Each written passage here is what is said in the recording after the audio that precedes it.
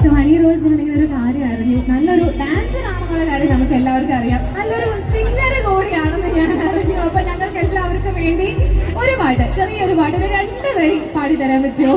Request. നമ്മുടെ ചടങ്ങ് കഴിഞ്ഞില്ലല്ലോ, ഇവര് ഓടിക്കാൻ വേണ്ടിയാണോ പാട്ട്? ഡാൻസല്ലേ നമ്മളിപ്പോ കളിച്ചേ, ഇനി ഇത് കഴിഞ്ഞിട്ട് നമുക്ക് കളിക്കാം.